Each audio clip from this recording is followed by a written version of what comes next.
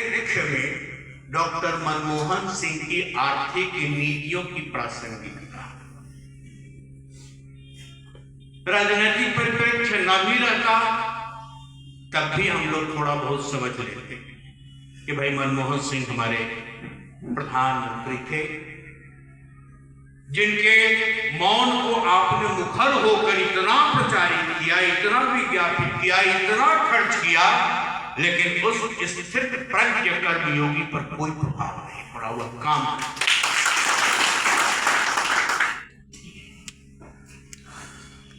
विषय पर केंद्रित बीज वक्तव्य जिस तरह से आकाश निषाद ने दिया है, मैं पूरे मन से कि उसने एक रास्ता दिखाया और संजय जी ने स्वीकारा। संजय जी ने इसीलिए स्वीकारा कि आज रजिस्ट्रार के पद पर नहीं है, होते तो नहीं स्वीकारते कि यह काम यूनिवर्सिटी को करना चाहिए। आदमी का जब हाथ खुल जाता है तो हाथ बहुत चलता है। जब पद से बंधा होता है तो उस समय बहुत दूसरी तरह की भाषा में बात करता है, पद से मुक्त होते ही तीसरी तरह की भाषा में बात करना शुरू कर देता है। तो आदमी हमेशा ईमानदार हो, इसलिए पद को भी पीछे सरका देना चाहिए और पद पर रहते हुए भी आदमी ईमानदार हो सकता है। इसका सबसे बड़ा उदाहरण डॉक्टर मनमोहन। आप कहते रहिए कि उसे चलाने वाली कोई दूसरी है, इटली उसको चला रही है, यह देश चला रहा था, देश की जनता चला रही थी।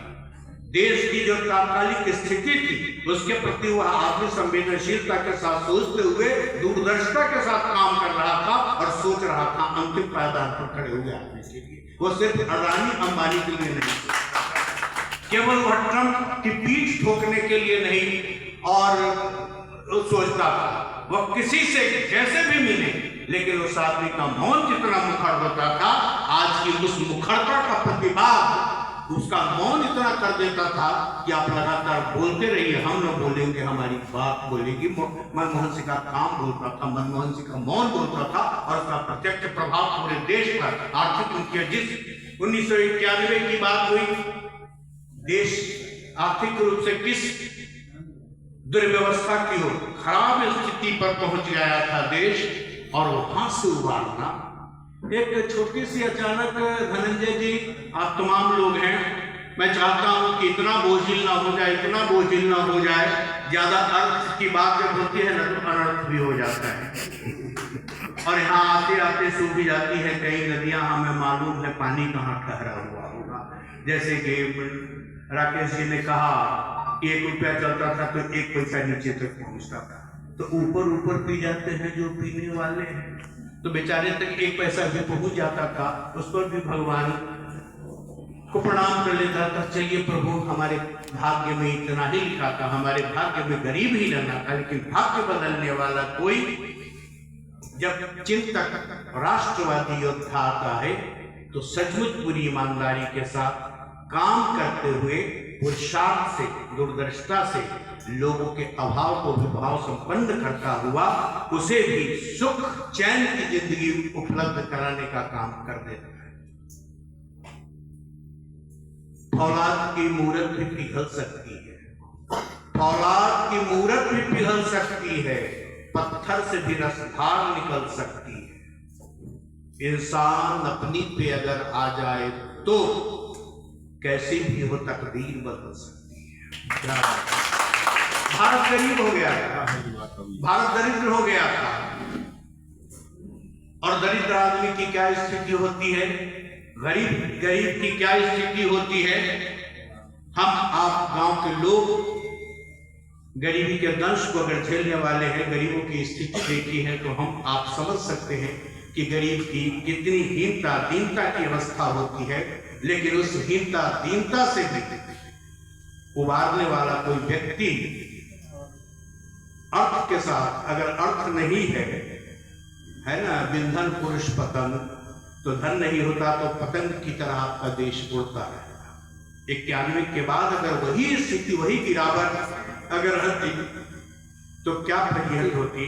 आज जितने उस पर सूरमा बने हम अपनी बाप की संपत्ति पर ताड़ ठोक कर कहे कि यह हमारी संपत्ति है, हम बाप को दरकिनार अगर कर देते हैं तो इससे बड़ी कृतज्ञता कुछ नहीं हो सकती है। तो ये राजनीतिक संदर्भ जो है, जिसमें बिल्कुल पहुंचते पहुंचते और पुराने किए हुए की लेपापोती जब शुरू हो जाती है तो याद कीजिए 1947 से पहले की इस देश की दुर्दशा, इस देश की हीनता की अवस्था, और आधी रात में जब आपको आजादी मिली थी तो आपके पास कोई सुविधा नहीं, कोई सुविधा नहीं थी। सिर्फ आजादी नाम का एक खिलौना झुंझुना आपको थमा दिया गया था। अंधेरे के सफर से लोग निकले थे और अंधेरे के सफर से जिन लोगों ने निकालते हुए हमें पूर्ण प्रकाश की ओर ले जाने का काम किया, उन्हीं लोगों को अगर हम कहते हैं कि ये निशाचर थे, ये उल्लू थे, इन्होंने कुछ नहीं किया, सर्वनाश किया, तो उनका भगवान मालिक है। आने वाली पीढ़ी, आने वाला इतिहास आपको भी देख रहा है, आपकी बाबत भी चर्चा करेगा।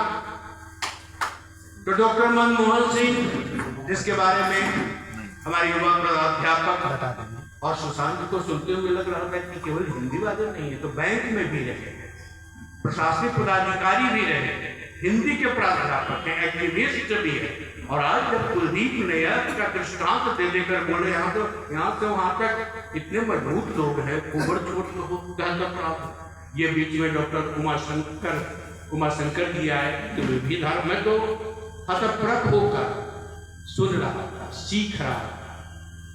हमारी वाचिक यात्रा जानने की, समझने की, सीखने की यात्रा आदरणीय प्रफुल्ल कुमार राय से जो शुरू हुई, बीच में केवल पुस्तकालय में पुस्तकों को ही नहीं, ज्ञान